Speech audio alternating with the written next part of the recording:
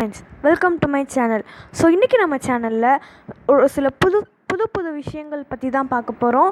So இன்றைக்கான video ரொம்பவே இன்ட்ரெஸ்டிங்காக இருக்கும்.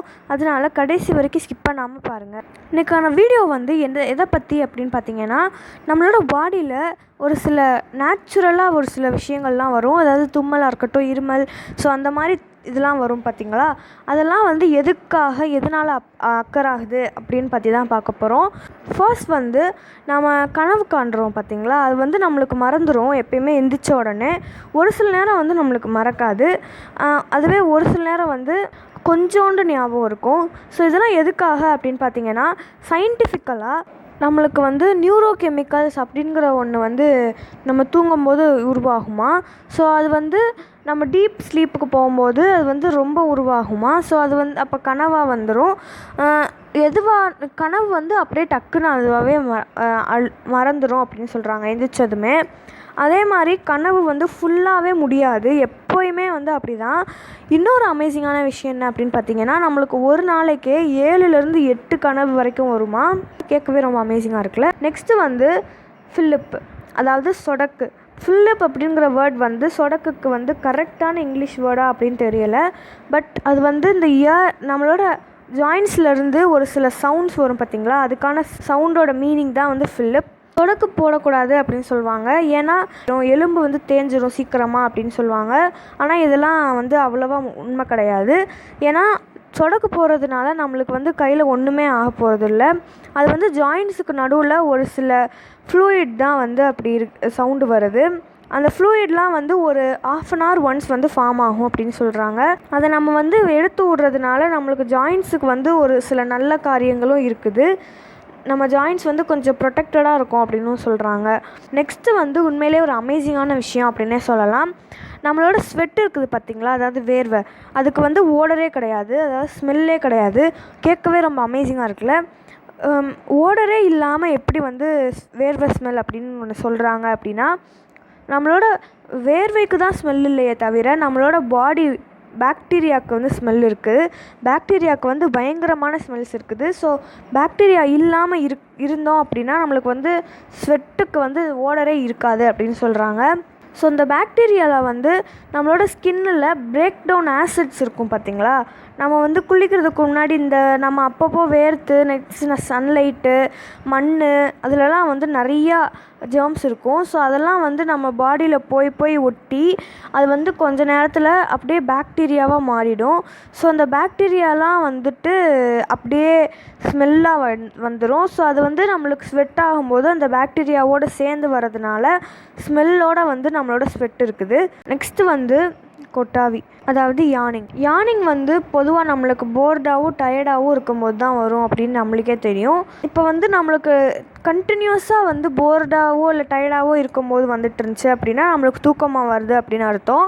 இதுவே நம்மளுக்கு அப்பப்போ வரும் பார்த்திங்களா, அப்போ நம்ம ரொம்பவே ஒரு மாதிரி சோம்பேறியாக இருப்போமா. சோம்பேறியாக இருக்கும்போது நம்மளோட ஆக்சிஜன் நம்மளுக்கு ஈஸியாக பிரெயினுக்கு போய் ரீச் ஆகாதான்.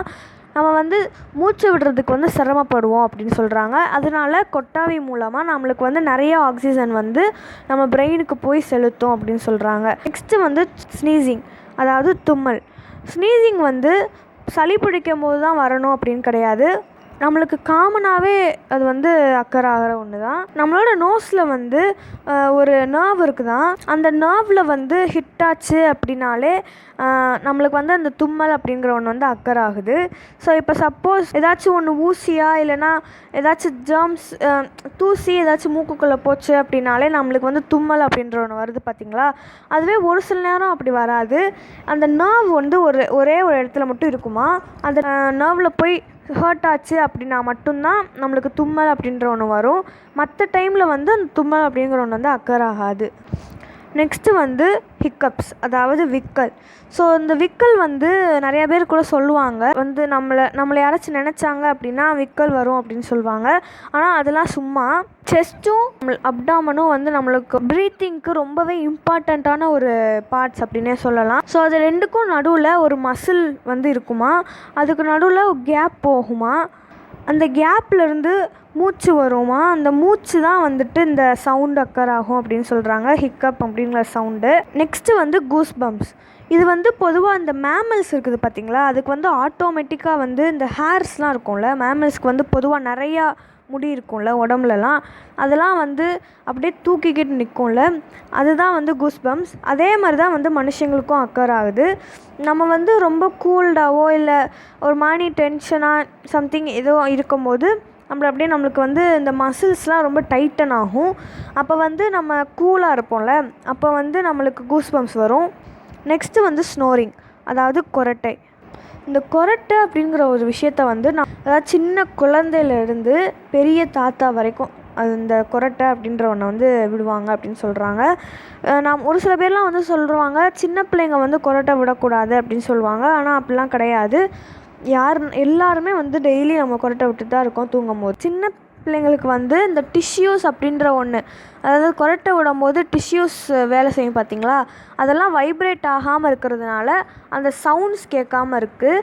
இதுவே கொஞ்சம் ஏஜ் ஆக ஆக அந்த டிஷ்யூஸில் வைப்ரேஷன் வந்து அதிகமாக ஆக கொரட்டை வந்து சவுண்டோடு வருது, அவ்வளோதான். மற்றபடி இதில் வேறு எந்த ரீசனுமே கிடையாது. இன்றைக்கி பார்த்த வீடியோ வந்து உங்களுக்கு பிடிச்சிருக்கும் அப்படின்னு நினைக்கிறேன். ஸோ இதோட வீடியோ வந்து நான் முடிக்கிறேன். நம்ம சேனலில் இன்னும் சப்ஸ்கிரைப் பண்ணாதவங்க சப்ஸ்கிரைப் பண்ணுங்கள், கூட இருக்கிற பெல் ஐக்கானை கிளிக் பண்ணுங்கள். ஸோ ரெகுலர் நோட்டிஃபிகேஷன்ஸ் வரும். இந்த வீடியோவை லைக் பண்ணுங்கள், எல்லாத்துக்கும் ஷேர் பண்ணுங்கள், மறக்காமல் கமெண்ட் பண்ணுங்கள். நெக்ஸ்ட்டு என்ன வீடியோ போடுறது அப்படிங்கிறதையும் கமெண்ட் பண்ணுங்கள். ஸோ பாய் ஃப்ரெண்ட்ஸ், கூடிய சீக்கிரம் உங்களை நெக்ஸ்ட் வீடியோவில் சந்திக்கிறேன்.